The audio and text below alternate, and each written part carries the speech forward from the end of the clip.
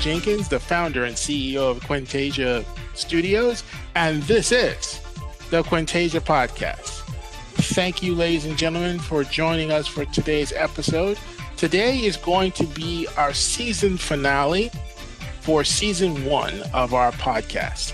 It has been a little bit more than 1 year, if you can believe it or not, of our podcast that we've had, our podcast episodes that we've done. And in this episode, Harv and I are going to kind of reflect back on the year that was. And I'm going to talk a little bit about what you can expect in season 2. So, Harv, welcome back. We missed you last couple of episodes. Unfortunately, you were otherwise preoccupied, but I'm glad that you could join us for this episode. And can you believe it? It's been 1 year, a little bit over a year now. It's been over a year of the podcasts, and it's been over a year that I came to know Quentasia, and it has been a journey. So I want to dig into that a little bit, and to say, first of all, I want to thank all of you who have watched one or more of our episodes. Thank you so much. And I want to encourage you to continue watching us. And next season, we're going to keep having impactful guests on our show. And, but I'll talk a little bit about that more towards the end of this episode of what we have in store. So in looking back, Harv, on the year that was, what's the biggest surprise in terms of what you learned during one of our podcasts? Or either what's the biggest surprise or what moved you the most? That's easy. What moved me the most was that I thought I had a fairly good appreciation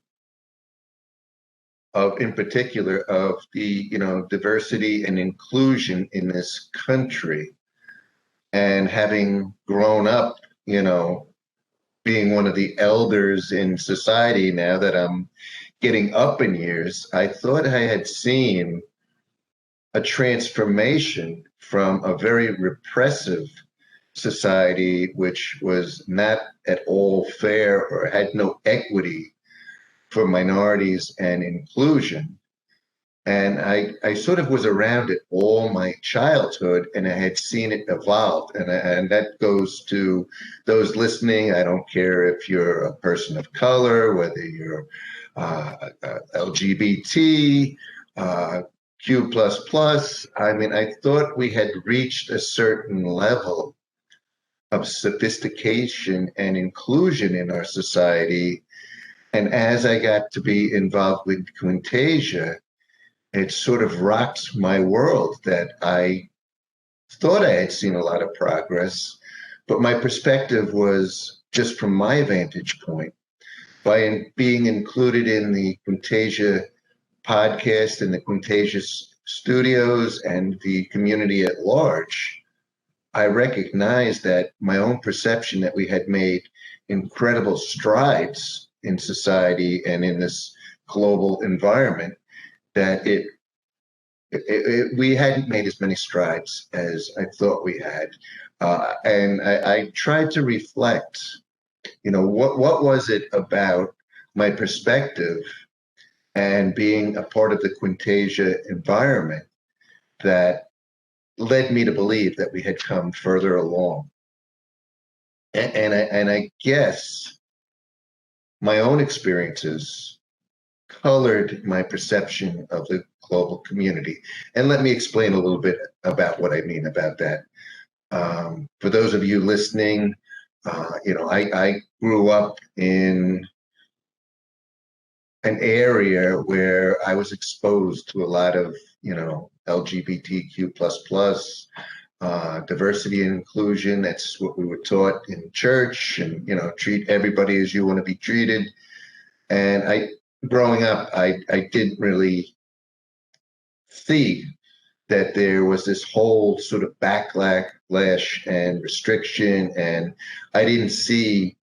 I probably saw it, but I wasn't paying attention to, how certain people were being treated unfairly. And as I sort of matured, my perception of how things were and how things were improving was, colored by, the civil rights movement, 64, and, actually seeing in my schooling and, university, strides were being made, opportunities, even when I was growing up, we had special programs to address some of the inequities in our society. And I thought incorrectly that being in the New York City, area and growing up in there, that what I was seeing, downtown Manhattan and, all the, the movements, the gay pride parade, things like that, that I thought that, oh, okay, so we finally arrived at a place where it was progress to a point where it had gotten a lot better. Now, what I didn't understand and what Quentasia Studios allowed me to see is that I have a very New York City centric perspective. And not that everything's perfect in New York City. However, when you go upstate New York, when you travel throughout the country, when you go down south, I knew it wasn't exactly the same as New York City, and that, some of the advances in New York City, I was surprised at the disparity. And from our guests to hear the firsthand accounts, even with those in the New York City area that were in the media, that were sort of struggling. I mean, I remember the different Asian, Black, Spanish, LGBTQ plus, even in the New York City area, it wasn't as inclusive and diversified as my particular perspective would lead me to believe. So that was the biggest surprise for me. And I remember Greg and I were talking about going to a film festival, and I said, okay, well, no problem, Greg. We're on a budget. I got you. And it turned out that, we were passing through parts of the country where there was some obstacles that it never even dawned on me that we would be treated any differently than if we were driving through Manhattan. And So, just so that our audience is clear, we were talking about, we never actually went through with it, but we were planning a trip, and if we went to this festival, if we couldn't afford to fly out there, we were looking at the feasibility. All right, well, could we drive out west to Utah? We were looking at Sundance. I don't mind saying which festival it was, and then that's when this whole concept of sundown towns, I had a conversation with Harv about them, and he had never heard about that. And for those of you in our audience who may also have never heard of it, clearly, if you've watched any part of Lovecraft Country, you were introduced to that concept if that was the first time you knew about it. For those of us, particularly African Americans, we're familiar with it, and it sounds exactly like it is. The title would suggest.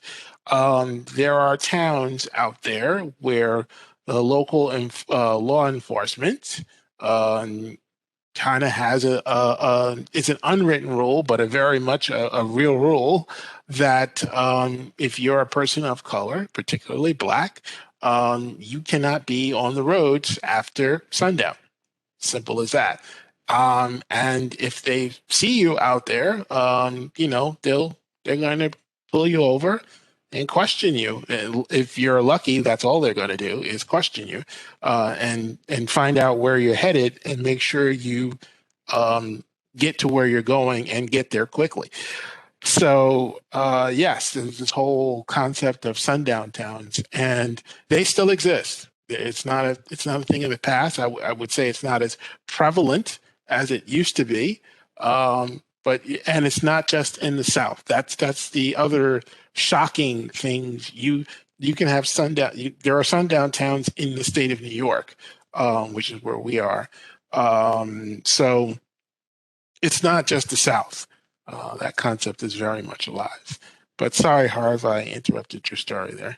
No, that was precisely the point. And, I sort of skirted around calling out the sundown towns because I wasn't sure if it was appropriate for our podcast. But certainly to me, I was absolutely blown away that in 2021, in the United States of America, with all the work that's been done, that sundown towns exist and they're real. Uh, I'm a, validate and check type of person. For those of you who are sort of listening to our podcast, I don't rely on just anybody's opinion or this is the way it is. I do my own research. And as I did the research, I found out that, yeah, this still exists. And so if sundown towns can exist in this day and age of, 2021, it made me reevaluate how much of my perception of being in the New York City area and thinking that, oh, well, we've made great strides, we've got legislation, we've got equal rights, we've got remedies in place, we've got, everybody should be included and incorporated and treated as an individual, and there should be no barriers or restrictions for anybody of any color, sexual preference or identification, anything, that they have the same sort of rights and opportunities as anyone else. And it really was a shock to me, more than I had anticipated, that this was the reality, and I had a false perception of what the reality is. And it was colored in part, and I reevaluated and sort of reflected, well, how could I have been this incorrect in my analysis? And I guess I had seen, personal examples in my own life, even in New York City, and I didn't really appreciate it. I'll reflect for our audience. I've been a manager before, and I've hired people, and I've always tried to instill, a growth path for whomever I've worked with, and I just assumed that that's the way it should be. And I remember at one stage I hired a Sikh, and I think I could say his first name, right, Greg? Yes. Mm-hmm. So Manny came to me after I hired him, and he sat me down. He says, "Harv, I want to, talk to you." I'm like, okay. And I'm thinking, okay, what's going on with his work? And he came in and closed the office door, and he sat me down and he said, Harvey, says, I can't tell you how much I appreciate you hiring me and being given an opportunity to work for you. And I said to Manny, I says, you know what? I don't really understand what you're talking about. You had the skills, you had the qualifications, you had the a good work ethic. You gave your all to work for me. And I said, I don't understand what you're trying to tell me. And he said, Harvey says, I'm a Sikh. I said, yeah, man, I know that. You wear a turban, you carry the ceremonial knife. I said, I did my research. I know. I said, but what's that got to do with anything? He says, Harv, he says, you don't understand.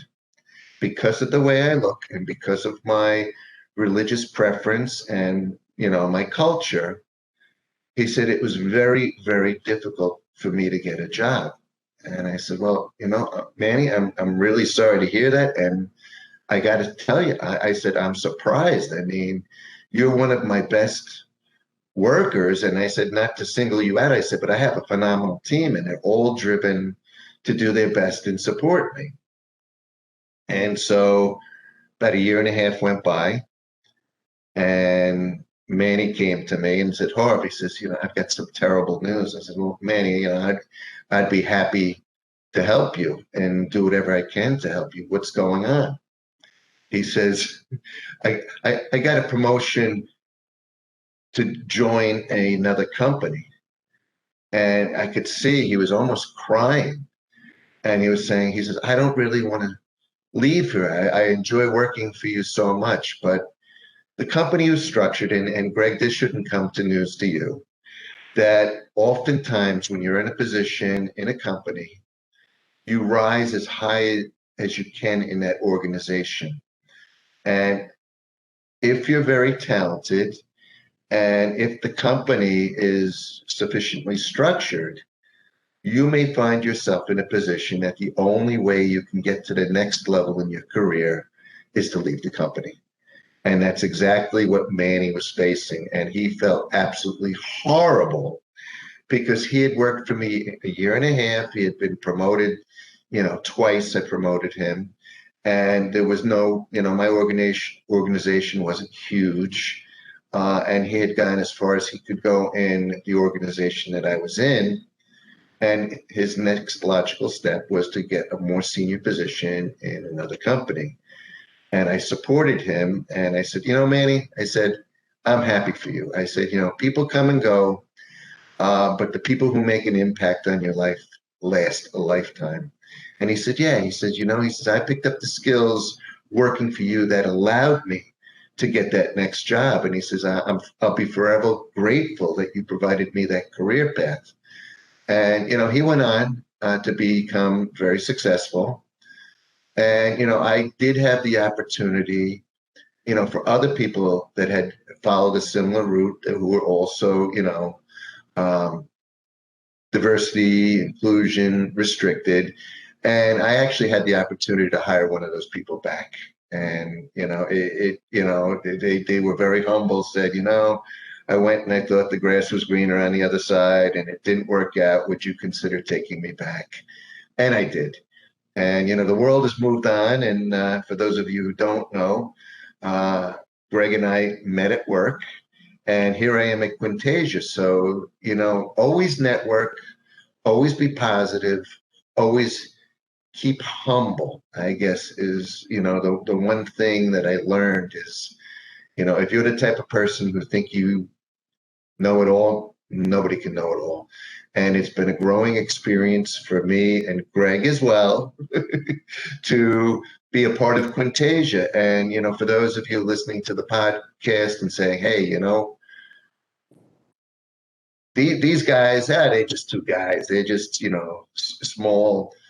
small people in a small organization and just getting started.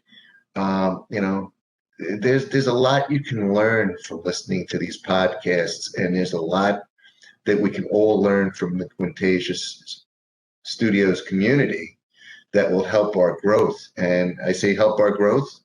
I don't mean financially. I don't mean culturally. I mean, you're going to get something by being a part of the Quentasia community that you probably won't expect that will help you grow as an individual. So for those of you who are listening to this podcast and reflecting on the year, you'll notice that Greg and I are the sort of the core Quentasia studio members. And I'm very thankful that as we've gone throughout the year, Greg and I have grown together, not only in Quentasia Studios, but also a closer bond.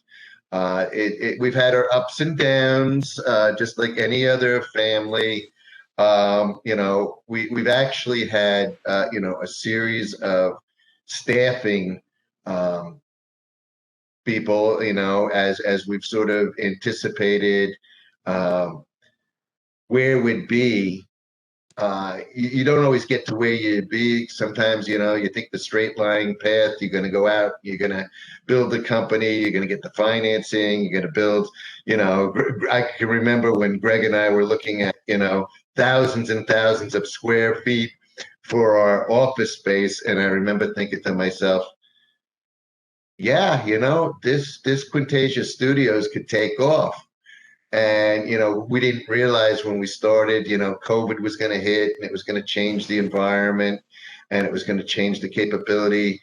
I will say that, it is a struggle when you're launching financially. I've been in startups before, and, I remember thinking at the time that, oh, these guys are crazy. They're never going to get the financing. They're not going to take off. And then I saw it happen a few times. And so basically, I'm happy that Greg and I are still together after more than a year. We're evolving. We've sort of changed our approach. We thought we were going to be producing feature-length movies at this stage in the Quentasia growth. I'm hopeful that in the near future we will be doing that. But then we came across this podcast area, and Greg will tell you I'm a character. Maybe I'm not the character in one of his scripts or shorts or movies, but he will attest. And for those of you listening and getting to know me, I am definitely a character. I am definitely unique. And I would classify myself, even by appearances, I don't look like I'm sort of somebody who's diversified and needs to be included. I do. And I'm happy to be a part of the Quentasia community, the Quentasia Studios efforts. And I've learned so much from our podcast guests. And I'm hoping that as we start our new year, Greg, that we engage more with our social media groups. I know we've talked about including people in our community. For those of you who are not aware, we are trying to raise funds to keep us going through the next year. And at this stage, I'll pass it over to Greg with how you can actually contribute to our community. A little plug. Well, thanks for that, Harv. And first, I want to say a big thank you to all of the guests that we've had on the podcast throughout this year. We've learned so much from all of you. We've enjoyed our conversations, and we were serious about building a community. And we will stay in touch with all of you. And our door will be open in the future, should you wish to return. And we would like to continue to have, keep that dialogue going. And I've learned tremendously from the folks that are there. My vision of the company has changed by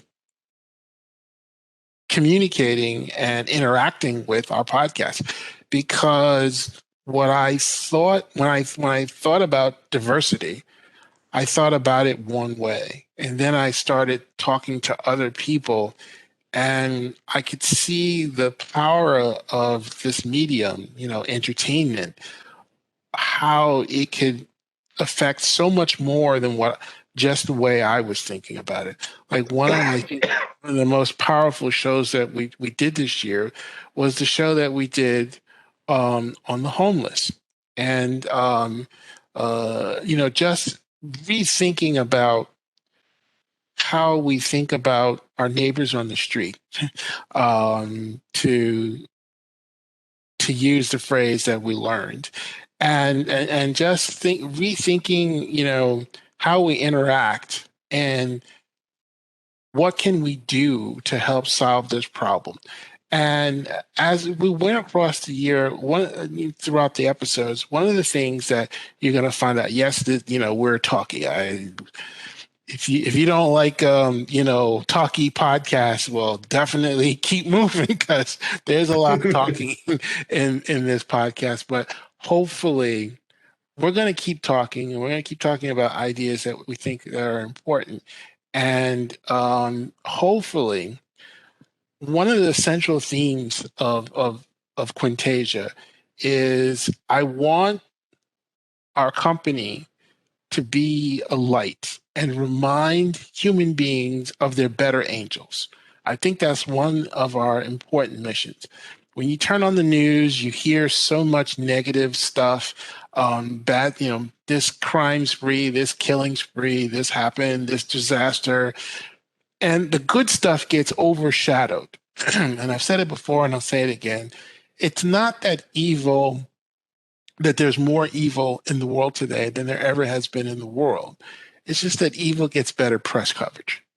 So we have to constantly remind ourselves that there is still good in this world and that there's still something, that life itself is definitely still worth fighting for. Humanity itself, it's still worth fighting for. Even when we see the worst examples of humanity, there's still a lot of good, quiet, everyday heroes. I think of them who don't ask for any kind of recognition, but they go out and they make an impact in their own way in this world, a positive impact. And those are the kind of people that I'm going to seek out and I want you to see on this show, as well as give you other information. So, first, I'm going to tell you a little bit about what we see for season 2 of the show. Now, we're going to go on hiatus and we're going to be back probably sometime late February, maybe early March of next year. We'll start our second season of shows. Hopefully, we're going to have an upgrade in equipment in between them. So, hang in there with us as we grow. So does our budget. So, we'll have some more doodads and gadgets here and things that we can do. But in terms of our focus, I don't want to regurgitate the problems. I think we know what the problems are.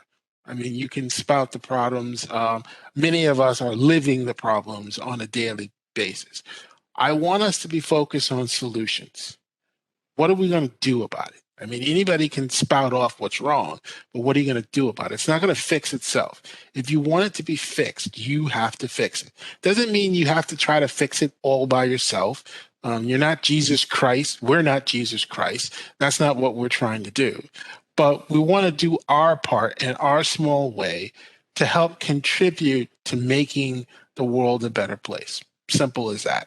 And as Pollyannish as that might sound, that really is what we want to do. So I'm going to start laying out the vision next year in detail of how I want to specifically create this diversity and inclusion we've been talking about in the entertainment industry.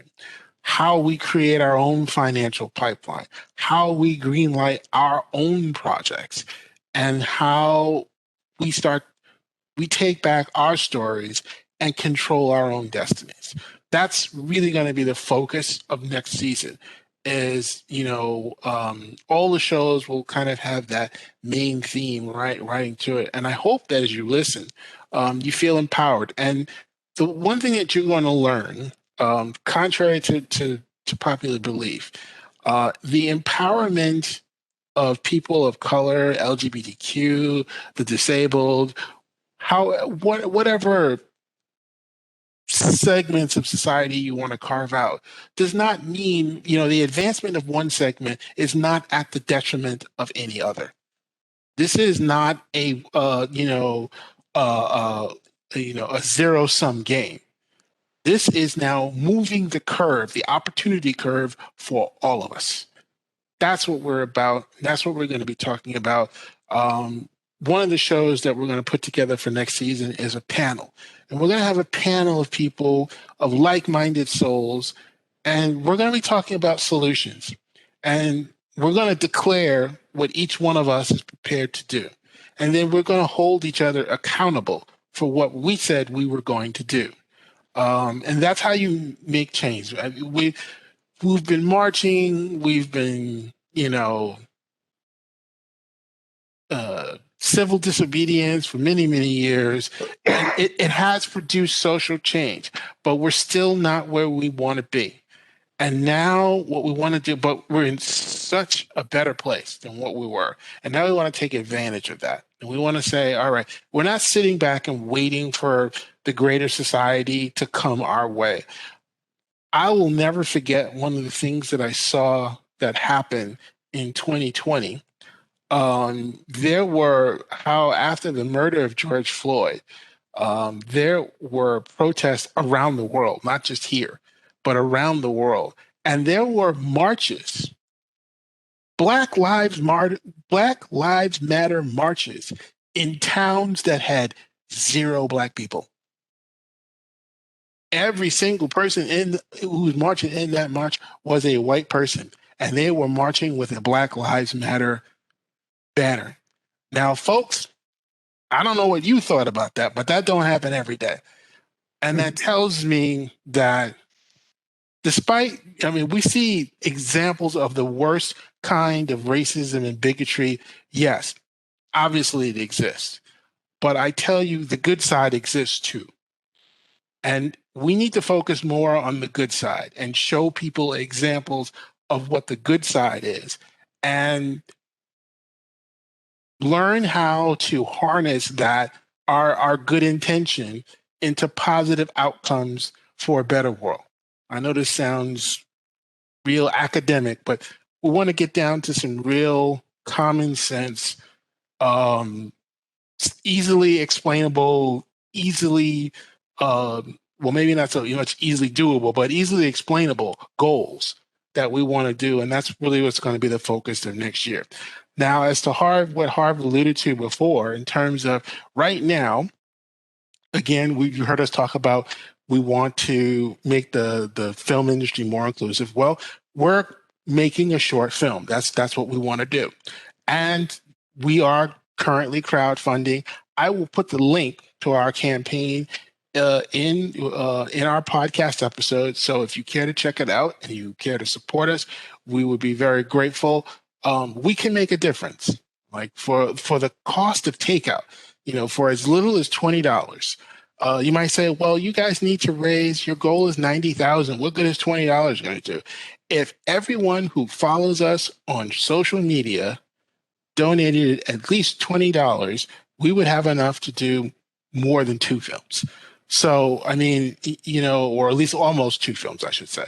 Um, we we definitely, there is power in the numbers, and we believe, and what I've been preaching, 4 trillion. You're going to hear that number forever. So if you're sick of it, it's way too early to be sick of it, because you're going to hear it for the rest. As long as I'm on this earth, you're going to hear it. Okay, I'm sorry, but if you take the annual spending purchase, the annual purchasing power of the African American, the Asian American, and the Latino American community. That's just three. That's not. There's others, other subdivisions, LGBTQ which isn't goes even across included. all three of those. So they're a part of Exactly. that. But and you have the disabled community as well. As we learned about, they're a huge part of the world, and a huge underserved market.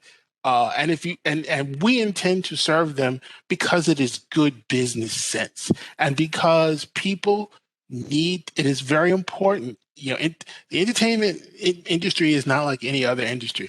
We cast a very large shadow in society. And if you look, I think American culture is the number one export this country has. If you go to Japan, I mean, they went through a phase. I don't know where they are culturally now, where like the 1950s America was a big craze in Japan. Now you want to talk about that is exporting culture.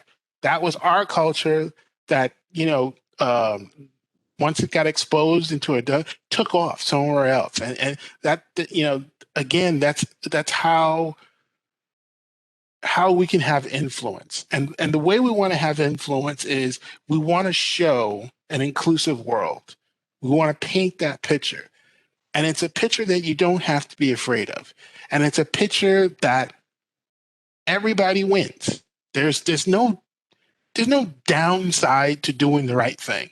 You might not, okay, maybe if you wanted to be a billionaire or something like that, you might not make as much money doing the right thing, but you'll feel better about it.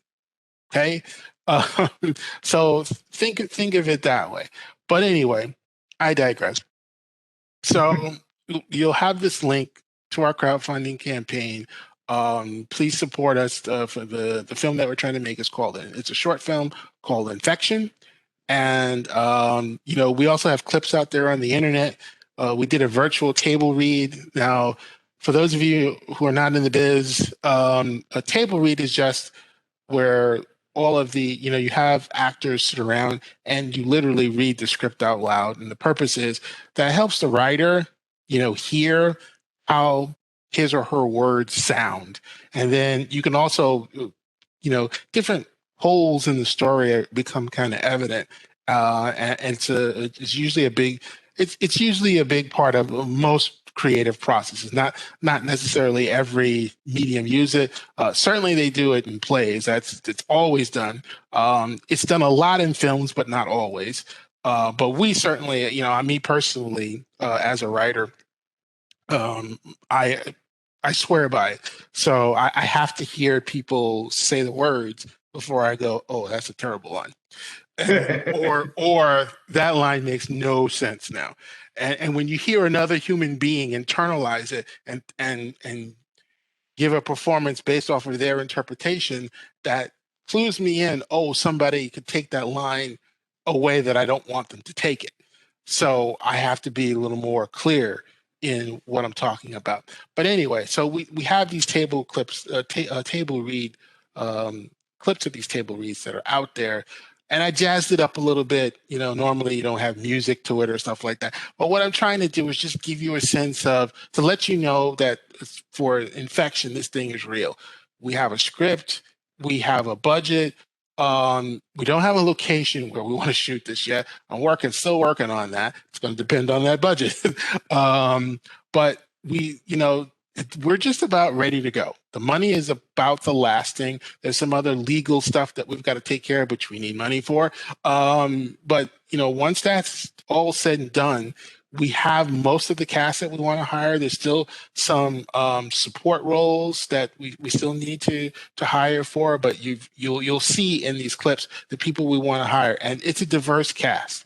Our lead is Latina.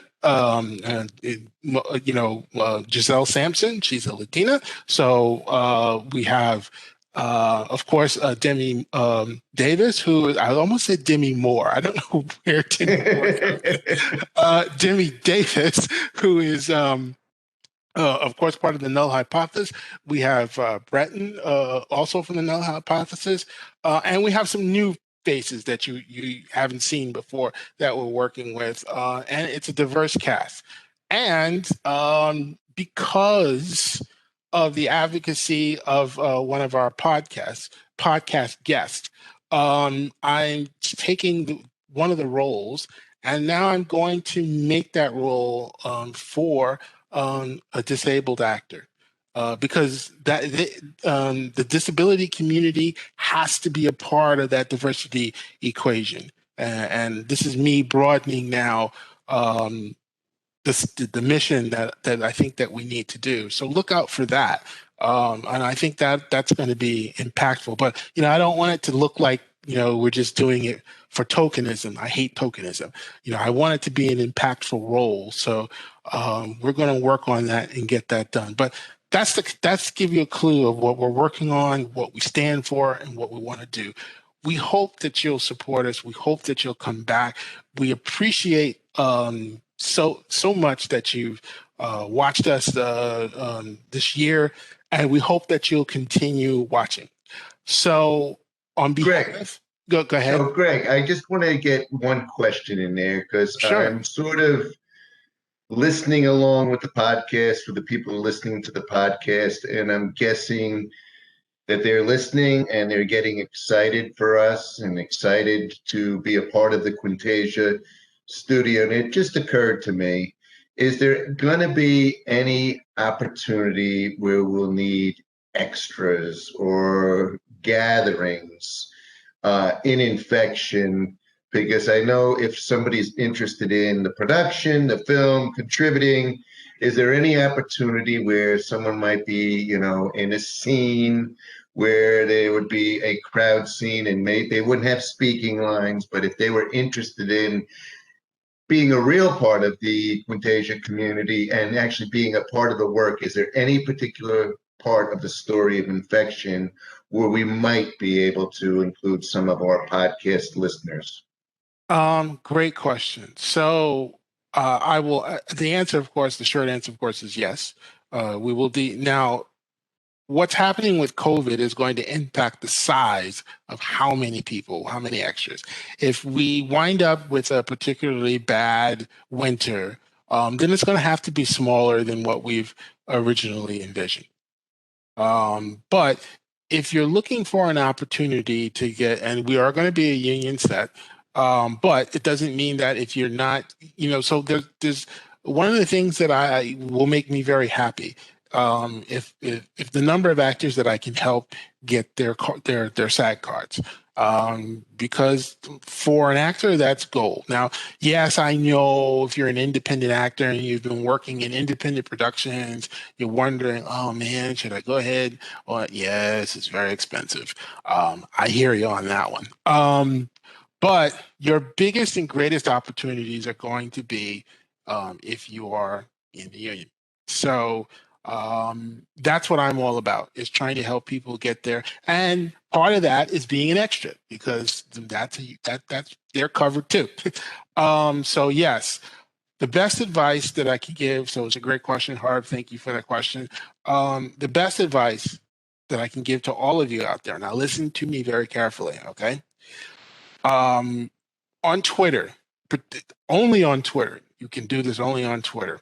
We have a Quentasia Studios Twitter account, right? There's a hashtag that you should use. If you want, and I will give you an example. And I hope I didn't talk to her about this beforehand, so I hope she doesn't mind that I mention it. One of the actors who's now in our production is a person who could be just like you. She started following Quentasia Studios online on Twitter, and she began interacting with our tweets. And I noticed that she mentioned something about a table read. Well, at the time I read it, I had no need for it because I had not planned to do a short film. Then, lo and behold, a few weeks later, the idea for an infection takes hold, and I said, "Look, here's how I think that this thing can help us. I think we ought to go ahead and do this." And then, and then I got this crazy idea. Well, when we start the crowdfunding campaign, I want something to show the investors, and well, excuse me, the contributors. I wanted something to show them that, okay, this is a real project. So we're going to do a virtual table read. I'll use that as part of the campaign material. Well, then all of a sudden, now I needed somebody to read a role. And that's how literally I contacted her on Twitter and I said, "Hey, we're doing this. Would you like to be?" And bam, now Brianna is part of, potentially part of the cast that we want to hire. I use the word potentially because until the money is there, until a contract is signed, nothing is final. But the people that you see on, on those table read clips, those are the people we want to hire. And that could be you. So on Twitter, you're gonna follow the hashtag Quentasia Diaspora. And the reason why I created that is because, again, we talked about community, right? So if you think about what a diaspora is, diaspora are people that have left a common place and have gone out into the world, right? Quentasia is home base. I want Quentasia to be home base for a lot of people. Maybe a lot of people will say, I got my start at Quentasia, but I want to keep that community alive. And one of the ways we will do it is through that hashtag, Quentasia Diaspora. So Quentasia, Quentasia, Diaspora, Diaspora. And that's one word together. And if you go to our Quentasia Studios Twitter account, you will see there's a pinned tweet with that hashtag up there. Follow us. I tell you, if you want us to know who you are and pay attention, I personally look at those follows. So that's my advice to you. If you want to be involved, you want to get to know us, follow that hashtag. So great question there, Harv.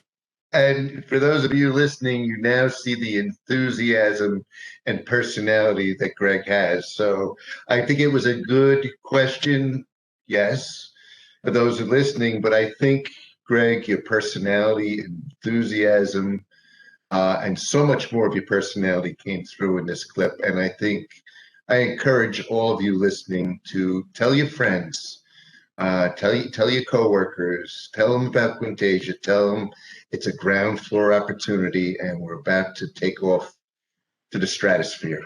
So thank you, Greg, for that and letting your personality shine through. That's why I'm with you. That's why I'm a part of the Quentasia community. And Back to you, thank you. Greg. I appreciate that, Harv, and I'm always humbled when any person chooses to take their talents and use it at Quentasia and for our common cause. So I will leave you all with this thought that don't be troubled by what you see, but you should have this mindset. Things are not going to get better automatically. We have to make them better. That is our mission. That is our charge. We should want to leave this world in a better state than it was when we found it. And that's what I want to do with my life. And that's what I believe that, Quentasia has the opportunity to do. And I hope that we live up to that opportunity. So thank you all on behalf of Hard Block Go today. Thank you for listening to us. We will be back, like I said, the end of February 2022 or beginning of March 2022. And we look forward to seeing you for another season of the Quentasia podcast. Until then, take care.